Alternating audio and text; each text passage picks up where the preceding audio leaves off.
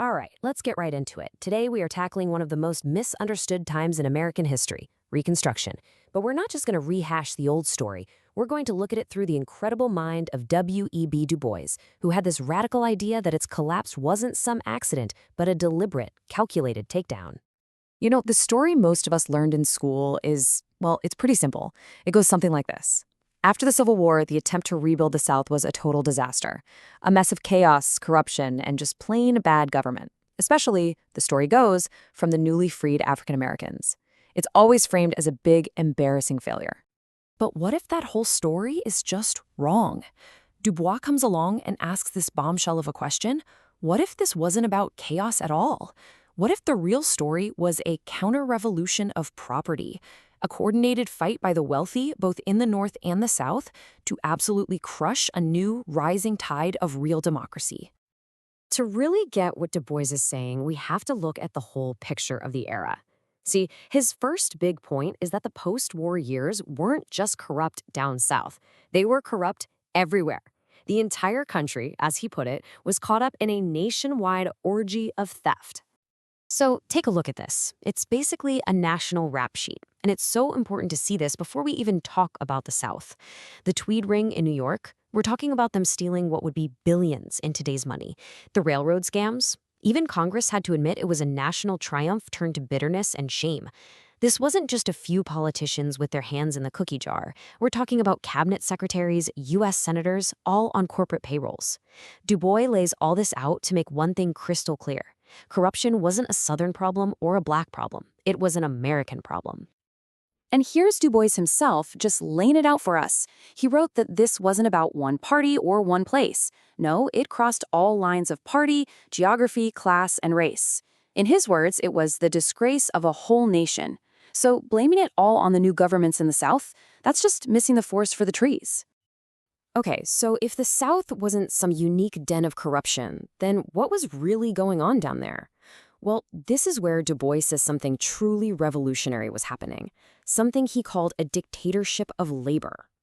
Now, I know that phrase, dictatorship of labor, sounds pretty intense, but what Du Bois meant was that for the very first time in American history, actual working people, poor Black folks and poor white folks, held real political power. Their goal wasn't to destroy society, it was to rebuild it from the ground up for the benefit of everybody, not just the wealthy few. And just look at what they actually did. These so-called failed governments started the very first public school systems the South had ever seen. They wrote new, more democratic state constitutions so good that many of them lasted for decades, long after Reconstruction was crushed. They got rid of barbaric punishments like whipping posts. They were, piece by piece, building a more modern and a more just society. And the economy, what about that? The old lie was that free Black labor would be lazy and unproductive and the Southern economy would collapse. Well, the numbers just blow that argument out of the water. By 1880, look at this. Cotton and tobacco production, the engines of the Southern economy, weren't just recovering, they were actually surpassing pre-war levels. The new system of free labor was working. And hey, it wasn't just something people figured out later looking back at the data. You had observers on the ground, like this journalist Charles Nordhoff, who traveled through the South in 1875 and wrote, plain as day, that free labor was an undoubted success. The Great Experiment was actually working, proving its biggest critics dead wrong. So you have to ask, right? If these new governments were passing good laws and the economy was on the mend, why did it all fall apart? Well, because all this success came at a price. And that price was being paid by the one group that used to hold all the cards, the wealthy planter class. Here's the domino effect that sparked the whole backlash. It starts with great ideas, things we take for granted now, like public schools. But how do you pay for them? You have to raise taxes. And for the first time, these were serious taxes on property. And who owned all the property? The old planter class. For them, this wasn't progress. It felt like their wealth was being confiscated.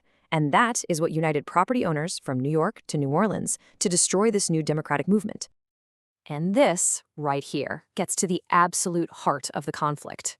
You had two groups looking at the exact same dollar and seeing two totally different things. The property owners saw wasteful extravagance. The laborers saw public education. The wealthy screamed theft. The poor saw a chance for social uplift. It was a fundamental fight over what government is even for. And to get a sense of just how desperate the planners were, just look at this number, over $5 billion. That's a contemporary estimate of the capital they lost in the Civil War, a huge chunk of which was, of course, the value of human beings they'd enslaved. So they were already feeling broke. And now, this new government was telling them they had to pay to build a whole new society.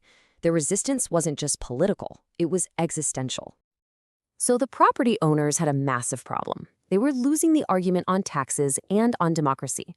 So they changed the subject. They completely reframed the fight. They stopped talking about money and they started talking about race. They found the perfect scapegoat. And this is it. This is the moment the whole game changes. Right here in these powerful words from Du Bois. The South, he says, with almost total unity, pointed the finger. It's not the national graft, it's not the new taxes, it's not the economic revolution. No, the problem, they said, is the Negro. The strategy was as simple as it was destructive. Through a nonstop, relentless propaganda campaign in newspapers and speeches, they hammered one single idea into the nation's mind. Black votes equal corruption. Black political power means theft and chaos. And once enough people around the country started to believe that lie, the counter-revolution was basically won. That propaganda victory set the stage for the final nail in the coffin, a dirty political deal that officially sold out Southern democracy in exchange for national economic power. It's famously known as the Bargain of 1876. So here's the deal in a nutshell. You had a presidential election in 1876 that was a complete mess, totally disputed. So a backroom deal was cut. The Northern industrialists got their guy in the White House, which meant their economic plans were safe.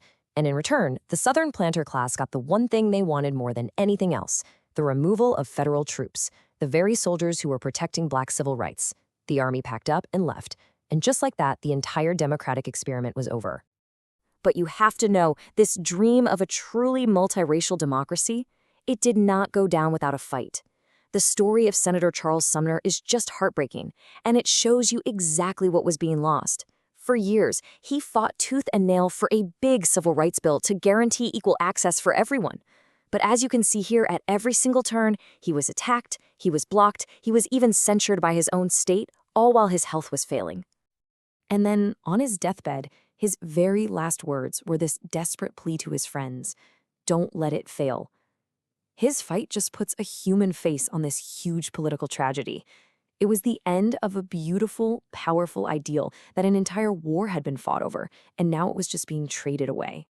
And that really brings us to Du Bois's final haunting question. The end of Reconstruction wasn't a failure. It was a choice.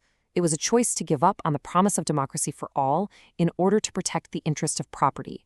And if that deal was made once, what does that mean for the future of America and for the ongoing struggle to make that democratic dream a reality?